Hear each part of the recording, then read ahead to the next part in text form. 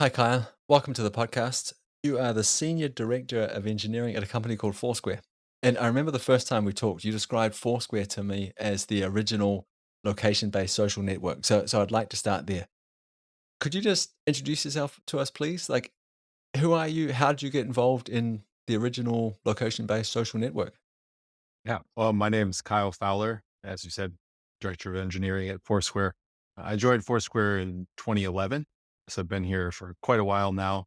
I was originally a third-party developer user of the Foursquare developer tools. Really interested in the problem space of checking in and knowing where I was and tracking that history. Wanted to build my own tools to interact with my data and went to a developer event one night and was suggested that I apply for a job, and been here ever since, working on a whole bunch of different things from started as a mobile developer on the BlackBerry platform way back in the day. My role has changed quite a bit since then, but still looking and interested in solving the same type of location problems. Did you ever have anything on the Windows platform, Windows Mobile? Yeah, I wrote our apps for the Windows operating systems on the Windows Mobile in probably 2014, 2015, Windows Phone 8 and 10. That was a good time. No doubt. Hey, I introduced Foursquare before as the original location-based social network. Would you mind just putting a few more words around that, please? Just help the listeners understand what Foursquare is, maybe what it was back then and what it is today.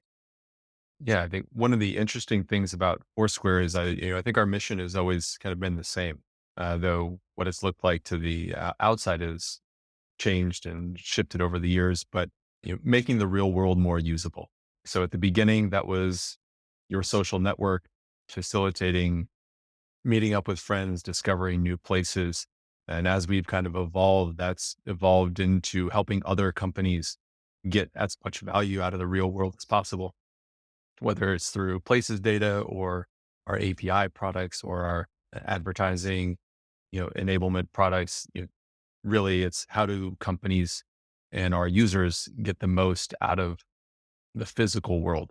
And so that's kind of been a common theme throughout the history of Foursquare and something I think we're still holding true to today. My naive understanding of Foursquare is that there's a couple of different apps involved. I think one of them is called Swarm. Perhaps you can explain a little bit more about that later on. And the idea is that it is the social network where I check into places and help people see where I am. I can show my network where I am, what I checked into, what I'm doing at this place. I slowly but surely build up a library of places. And then, of course, I can see where other people check in and what their experiences were at these different places. Am I on the right track? Yep, that's accurate. We have two main consumer products, Foursquare and Swarm. Foursquare being the more discovery search experience, and Swarm being the more social network experience. Could you tell me a little bit more about the Swarm app in particular? What does it do? Who uses it? And how does it work? Yeah, Swarm is our think of it as our check-in app, or the term that we use is life logging. It is a product that is built around tracking your history of interaction with the world. So I can go back in my own profile and search for basically, since I've been an employee for so long, everywhere that I have gone since 2010, which is really great for me. It's my diary. I'm not a journal writing person, but I am a swarm using person. So I know everywhere that I have been with high accuracy in the last 12 years, which is really helpful for me just to keep a personal log of where I've been, photos and friends that I've been with, and just kind of experiences. So that is kind of the main use case that Swarm caters towards is, life logging and logging it with your friends. Does that mean that I'm actively checking into places? Am I, and this sounds kind of strange to say it like this, but am I actually actively participating in this life logging, or is this something that's just passively happening as I move around the world? We support both. The primary use case is you actively logging. If some people might not want to log every place they go and only do the ones they care about, but our in-app functionality called Pilgrim technology we developed many years ago around how do we use background location to suggest places that you have been. So if you are a user of Swarm and you go and turn on background location, you do not need to actively use the app to log your places. You can go in once a week. You can see your history feed of all of the suggested places that we think you were, and you can confirm or deny them. But we know that asking someone to interact with an app every single place they go is a really high burden. But for those who want a high fidelity record, having background location on and it will generate a feed for you of visits that you can confirm and kind of use that as your active way of building your history. As a user of this app, can I download this data myself? So a lot, and let me give you some context here. So a lot of people are listening to this, geospatial people. So they have access to all kinds of interesting software, and I'm sure for a lot of people, this would be a fascinating data set to download and play with. So again, the question: can I get access to this data that I am producing through Swarm app? Yep.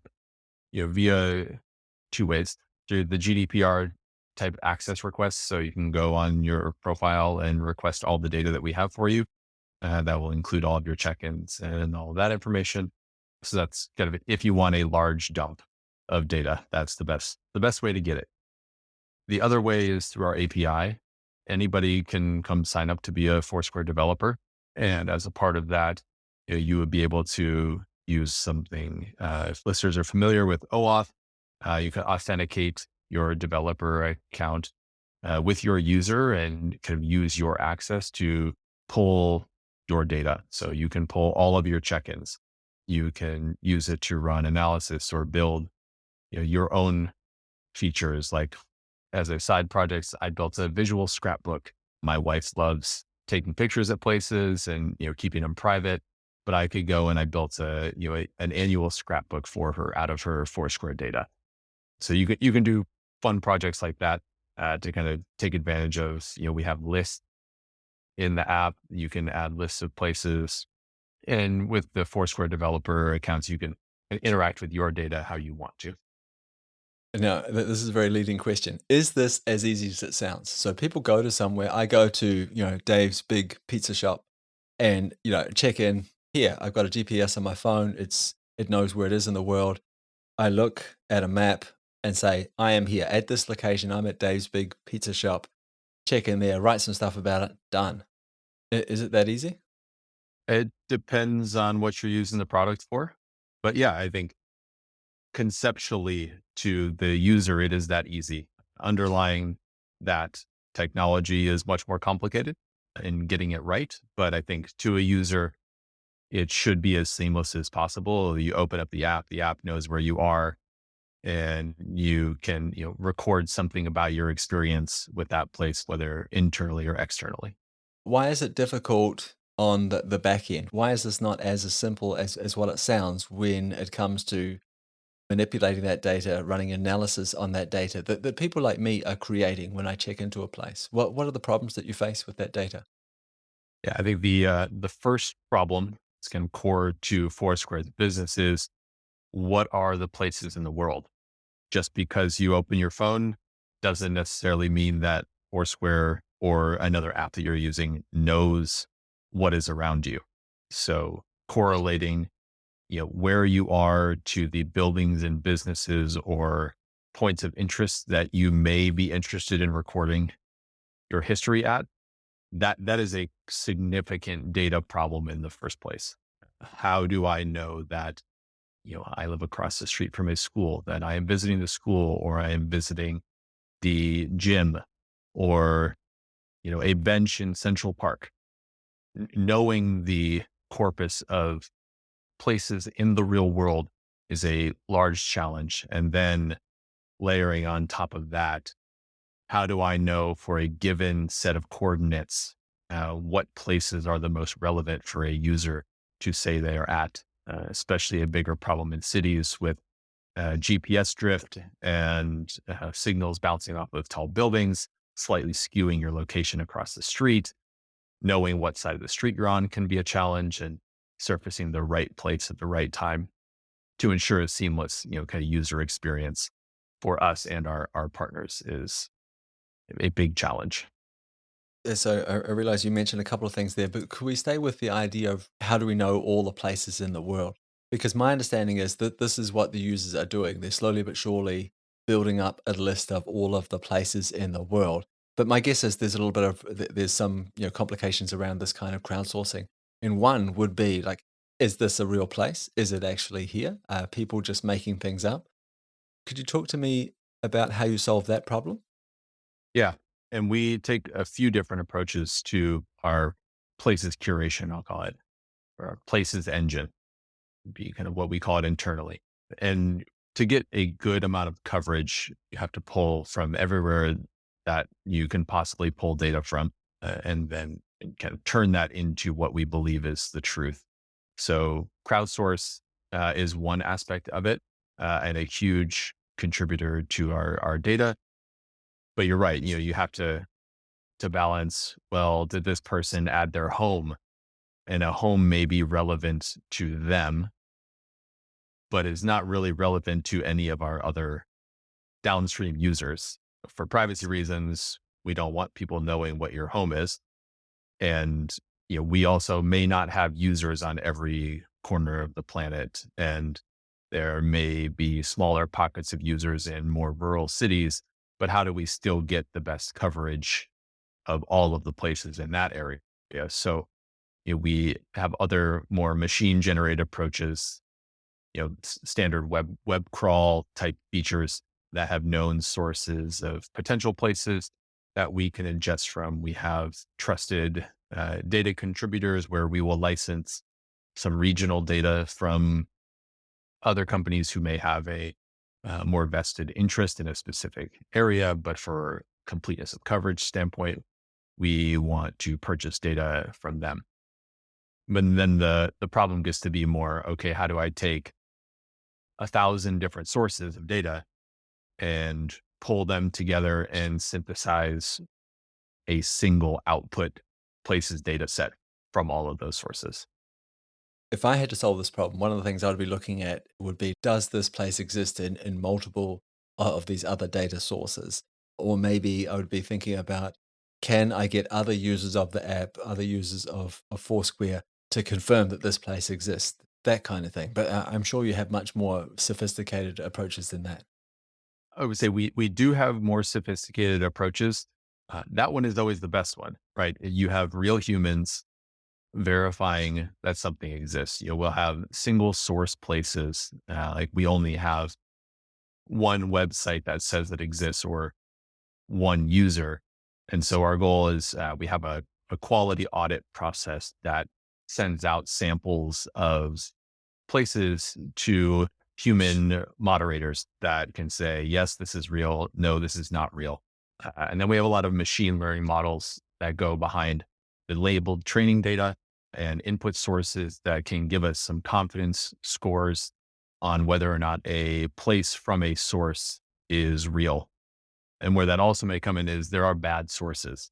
There are sources that we use that turn out to be bad sources, and we need to know how to downweight or discard that data before it makes it into the final product. But the basic example you gave is the best, is still the best way to clean and verify a data set. And we just have to take that and develop methodologies to make those small amounts of labels valid across the 205 million places in our data set. That could be, photos added in Foursquare, or tips left, or check-ins, or someone clicked on it in the app while searching.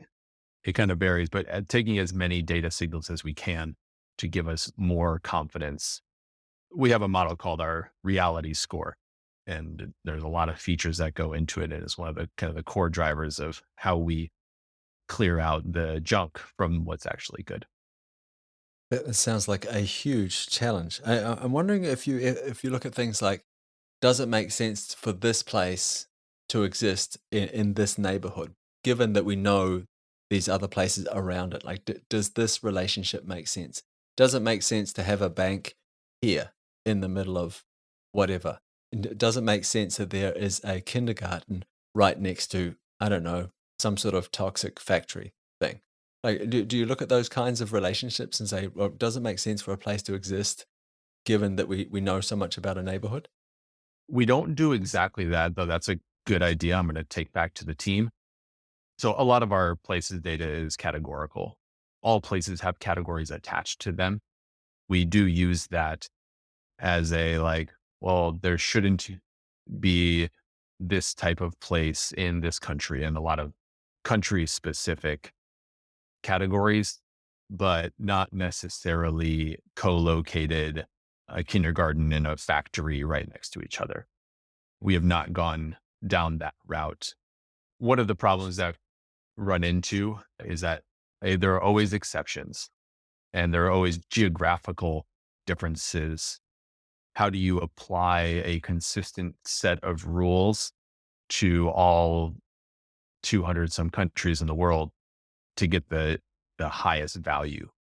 We could spend a lot of time on a rule to clean up data in a place that only has, 100,000 POIs.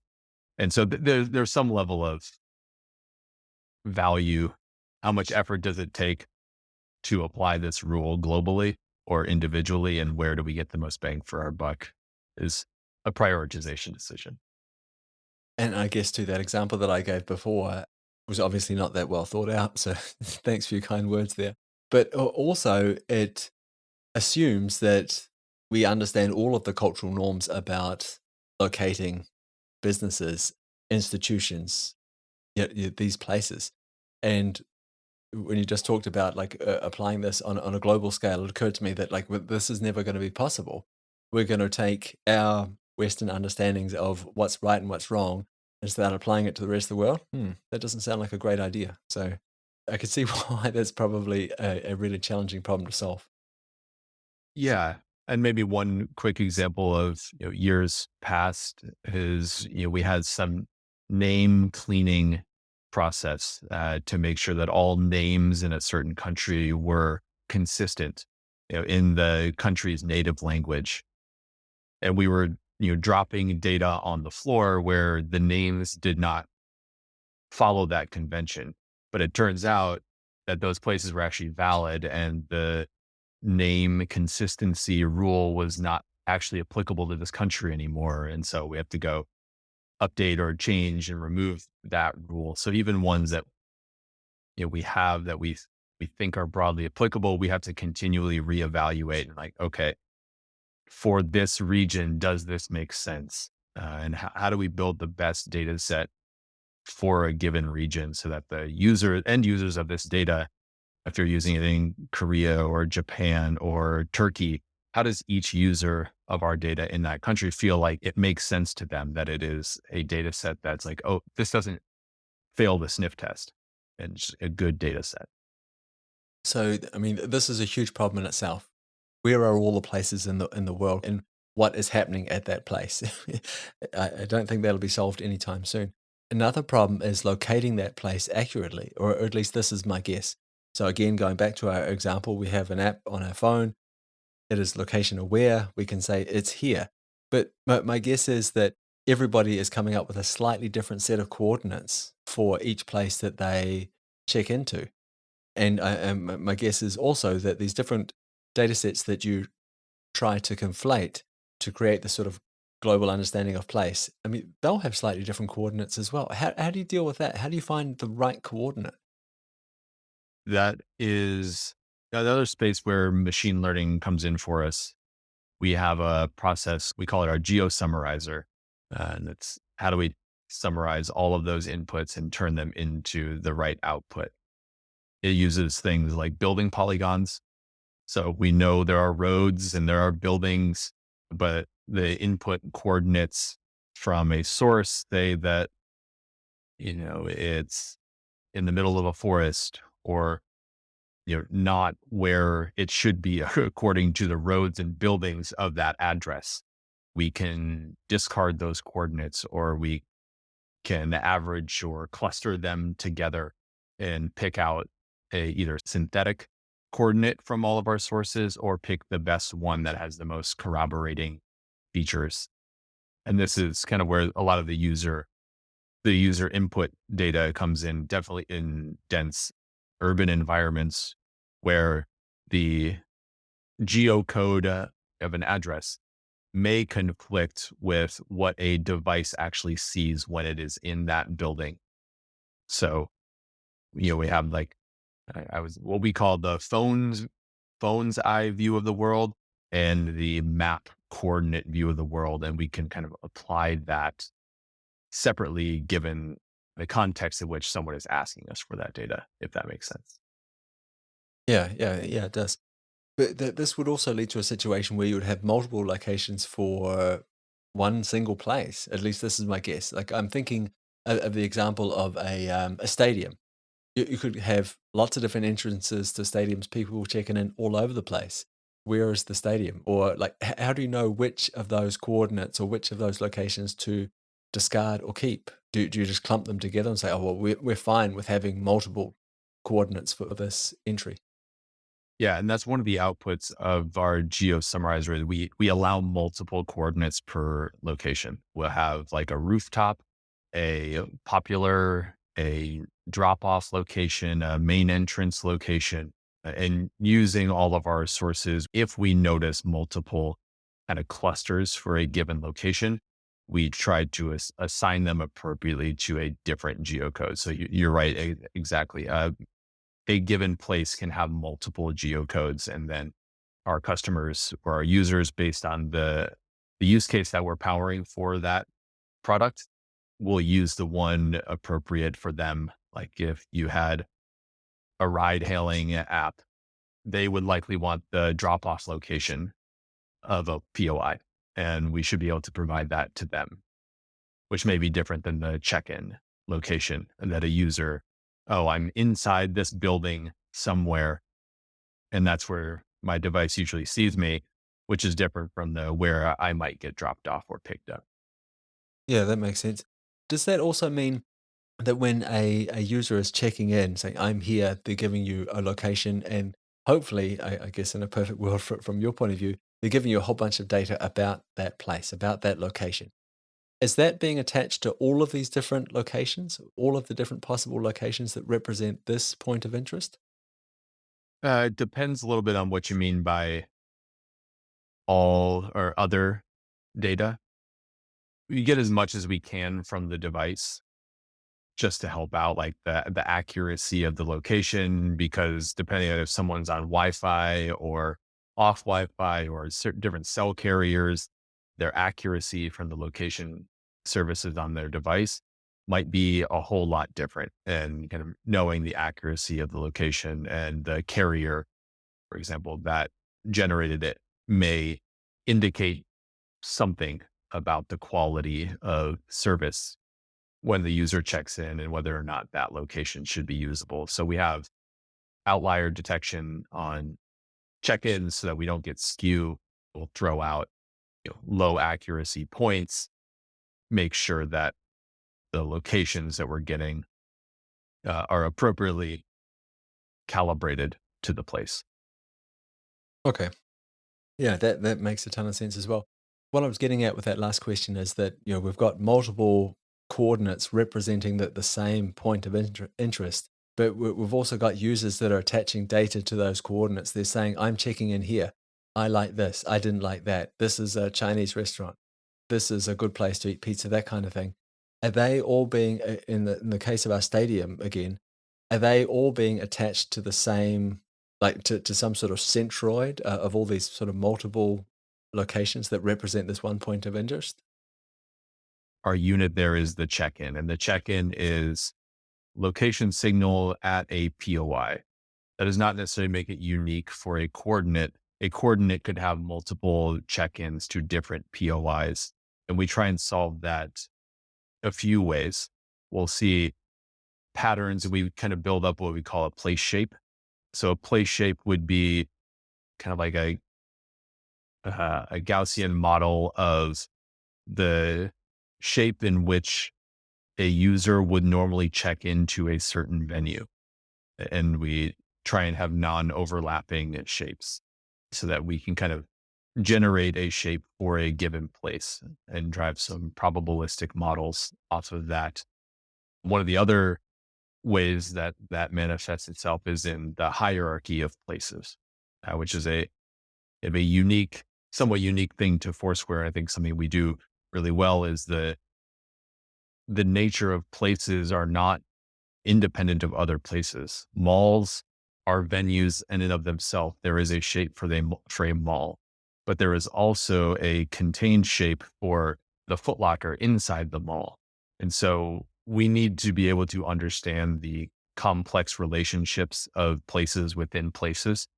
And so, like an airport gate inside of a terminal, inside of a concourse in the whole airport. So we'll have potentially 6 levels of venue hierarchy that kind of help us understand the place and the context of the place. Wow. I'm thinking of some things that might be a bit tricky now. Like I'm thinking of things like pop-up stores, food trucks, coffee truck. People might want to check into those as well. And like when they are stopped there, it is a place, it has a location. But how do we deal with something like that that might be mobile? Those are the most challenging of problems for a few reasons. You need to have real-time data for things like pop-ups that may only exist for 2 days. If you have a product cycle of, we'll deliver nightly updates or API updates, then how quickly can we get something in it so that it is usable for users? So that's kind of one problem. Broadly for things like food trucks, for example, based on category, we treat those a little bit separately than other categories, where if something is categorized as a food truck, our summarization process for generating a new coordinate for that venue will take recency into account much more heavily than it would, a brick and mortar store that you do not expect to move. So food trucks can get updated on every single check-in, given that we believe the coordinates to be legitimate, so that that POI is updated in real time. So that's good for the app use case. But when we're delivering data nightly or monthly to some of the people that use our POI data, we kind of lose some of our velocity there. And those locations are not all that useful in our kind of what I would consider our commercial data product. Does this mean that you have perhaps multiple different data cuts? So, like a user generated data cut here uses that this is really fresh. This is up to date, or this is right now. Take this, use this, and perhaps for your commercial clients where you need to see, like maybe you need to see the food truck, the coffee truck, the whatever else multiple times to get an idea that okay, this is a regular occurrence. It'll be back here again. This thing still exists a month later, and then move it over into the kind of data that you might deliver to your commercial partners. Yeah, we want to have our product be flexible to meet the needs of all of our use cases. The most real time would be our API product, whether it's our apps using it or our customers using it. If you want real time updates, that is the source that we keep up to date, knowing that things are more likely to be not quite as validated in that data set. But then once we get into the more data products where someone may buy from us the set of POIs in Chicago. Within that, we'll have various cuts for quality or category or chain. And the customer can, because some people may want, they don't care about places that have closed, right? They want all places that have existed in the last year in Chicago for certain analyses. And we have that, but most customers don't want closed places. They only want things that we know to be open and not open in the like hours of operation perspective, but actively doing business. Can we just go back to the data taxonomy for a second? Earlier in the conversation, you talked about these parent child relationships I think your example was if we have a mall, so we know something about the mall. These are the access points. This is the shape of the mall. I think that's the way you described it. Mhm. But we also know that this is a container that we have other places with inside that. So my question is, are these relationships global, or how do you make this thing feel local? Because there'll be different sort of parent-child relationships in different countries. At least that's my guess. There'll be different kinds of categories in different countries. To name like a stupid example, my guess is they don't call it Chinese food in China. Yeah. How do you make these things feel local? Yeah. So I'll speak first to the parent-child relationship and then to the kind of globalization of the data. Parent-child, I think, is a broadly usable concept. Like the food court inside of a Costco is a parent-child relationship, or the Starbucks inside of a grocery store or supermarket is a you kind of just globally represents there is a place inside of a place. We don't restrict those to certain categories. So I think that one's easier. A mall and airport are the common ones, but department stores may have the same thing, or grocery stores or universities. Universities are a thing. They have buildings and the buildings have classrooms. We don't restrict that in any way. But for the Chinese restaurant example, our category system, we have a little over 1,200 categories that we use to categorize places across the world. So that's our category taxonomy. Some of those categories are only visible in certain countries.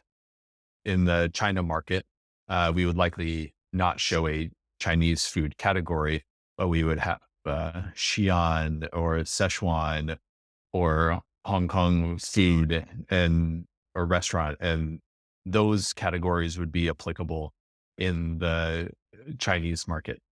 And so we try to adapt the category system to reflect the depth of expressiveness for a given country.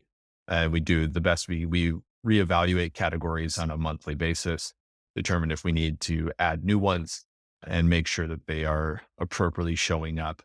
You wouldn't expect Italian restaurant to show up in Italy. You kind of have the different flavors. The restaurants are the easy ones to talk about in regard, but we do our best to make sure that it feels local. We have translations for names and categories, place names and categories and countries, and chains is another big one in 12 languages right now, but consistently trying to add as many as possible. You mentioned chain stores before, and I think in a previous conversation we talked about this idea of Starbucks. So let's say someone checks in, creates a new point of interest, and says, "Hey, I'm at a Starbucks." This Starbucks does not exist in your database. This is the first time it's been seen in your data set. Do you just automatically populate that with all the stuff that you know about the other Starbucks, knowing that okay, this is part of a chain, this is standard stuff. Let's just push these attributes over there as well. Sometimes, I think is the answer. Some chains are homogenous and some are not. So they all are named the same. They all have the same website. They all have the same general properties about them. Other ones may, have country specific websites, country specific names. So I can't remember if Starbucks falls into this bucket, but something might not be called Starbucks in a country, might be called something else. So our chain system kind of knows we classify chains in that way, and then we'll use that knowledge to decide what is rendered to a customer or user. So I would say not broadly accepted right away.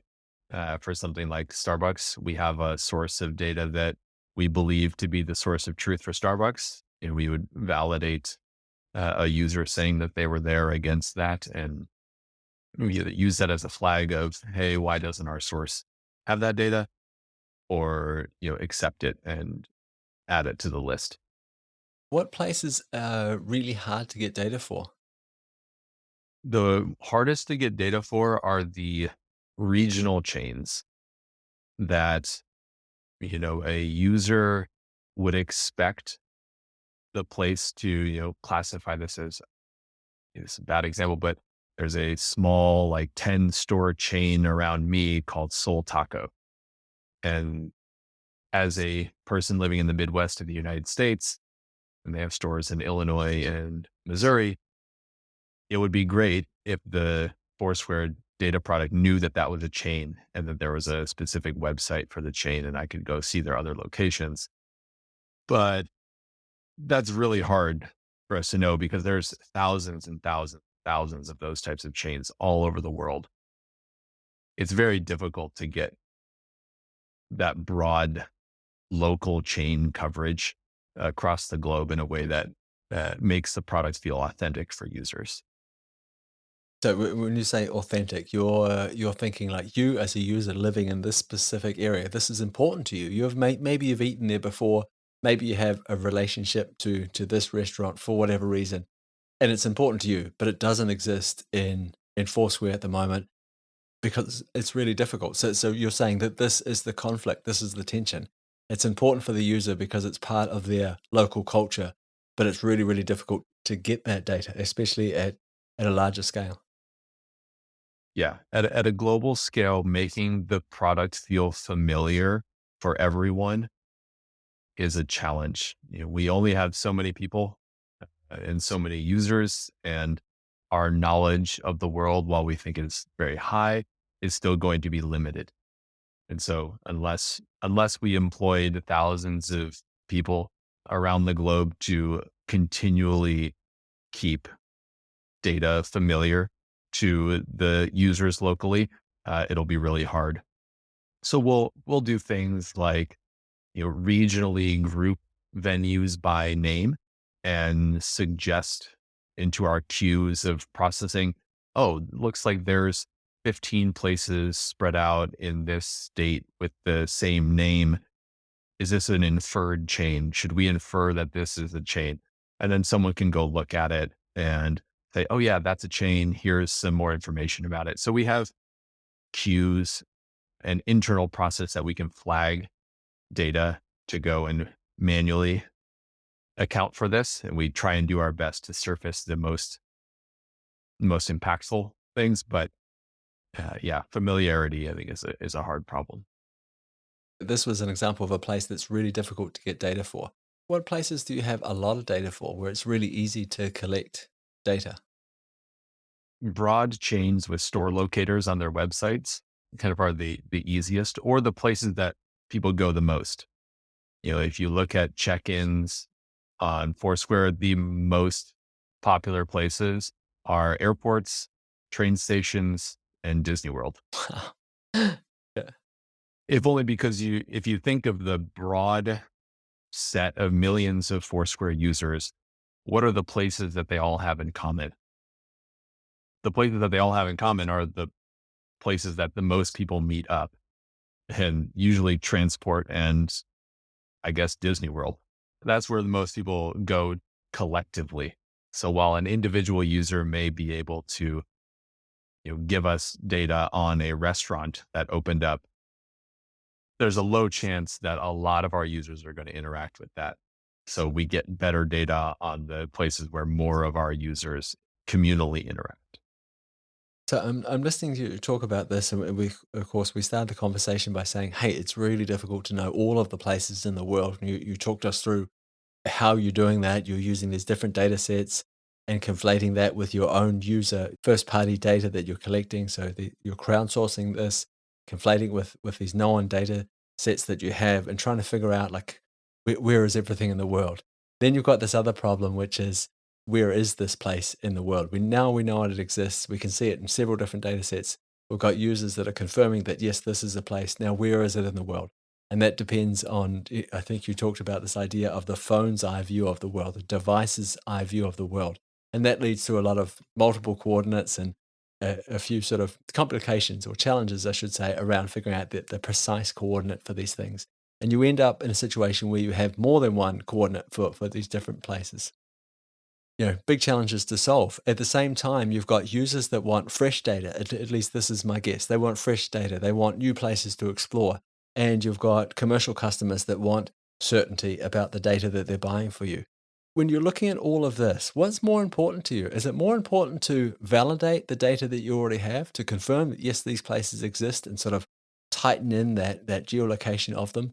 Or is it more important to you to get new data? Mm, I would take the easy way out and say both. But I think the negative outcomes of being wrong about a place that we have are worse than us not having a place at all. So I guess to expand on what I mean by that, someone's searching for they want to get burgers, and we say, oh, there's this place here that you can get burgers. They're going to use that as an input and may actually go to that place. If we send them to that place and that place does not exist, that's a really bad outcome for our user and for our user's perception of us. If we don't have a restaurant that opened a week ago, I think there is, from a customer's perspective, they need to know that that place exists already and then say, oh, that place already exists, Foursquare. Why don't you have that place?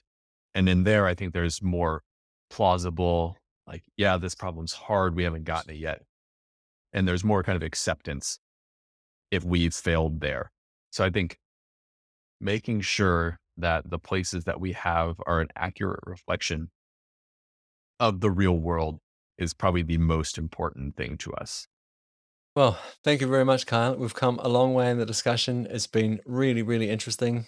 To be honest, I wouldn't have dreamed it was so difficult or challenging. Maybe I'll use the word challenging. It was so challenging to work with this data. I appreciate the insights that you've shared with us. If someone wants to get a hold of you and continue the conversation, wants to reach out, learn more, that kind of thing, where could they go to do that? LinkedIn is the best option right now. Searching Kyle Fowler, Foursquare, best chance to find me on LinkedIn. Happy to reply to any and all questions from there. So that's probably the best way I would guess. Yeah. Other than that, thanks for having me. Thanks again for your time, Kyle. It's been great talking with you. Absolutely, it's been a pleasure.